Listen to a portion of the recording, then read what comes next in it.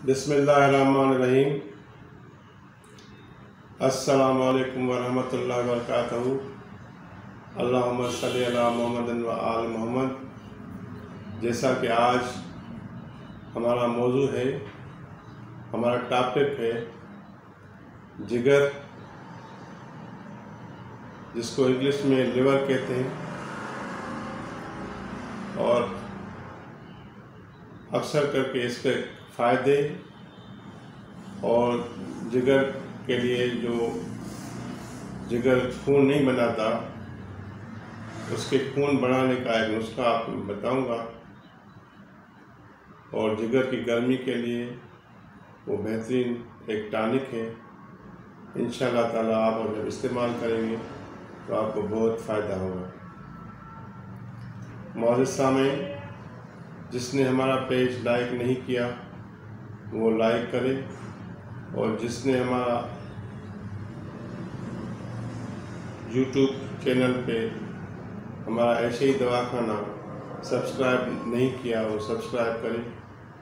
तो मौजूद सामईन, अभी मैं आपको उसके बारे में बता रहा हूँ कि जिगर का क्या काम है, इसके कितने फ़ायदे हैं, क्या इसके नुकसानात हैं, और जिगर की गर्मी से क्यों होती है।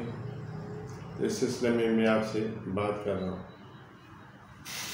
मौजूद सामईन,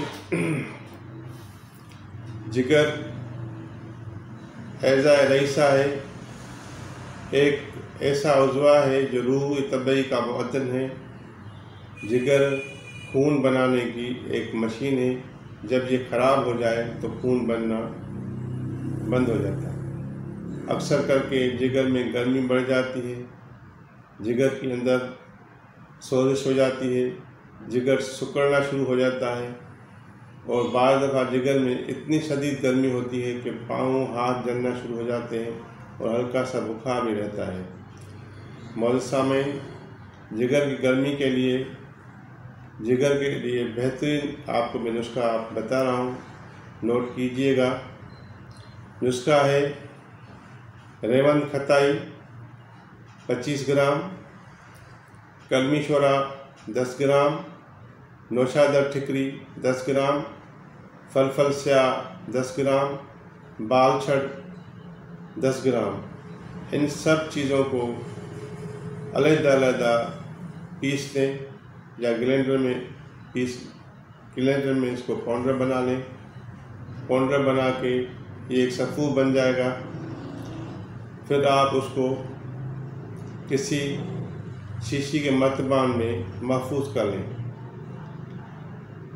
जिसको भी जिगर की गर्मी हो, जिसके हाथ पांव जलते हों, जिसके अंदर जिगर में खून नहीं बन रहा हो, तो उसके लिए ये बेहतरीन टॉनिक है, बेहतरीन नुस्खा है। तो ये आप सफ़ू बना के रख लें, और आधा चम्मच सुबह खाना खाने के बाद पानी के साथ, और आधा चम्मच रात को खाना खाने के बाद इस्तेमाल करें।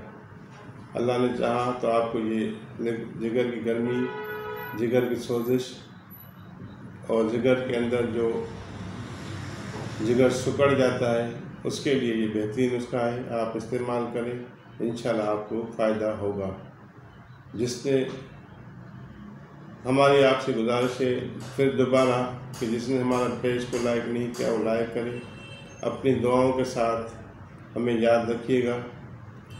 और ये सदका जारिया है, ये मैसेज जितना आप दूसरों तक पहुंचाएंगे, अगर किसी एक को भी उसको इससे फ़ायदा हुआ तो वो हमें आपको दुआ में याद रखेगा। वमा अलैना इल्लल बलाग।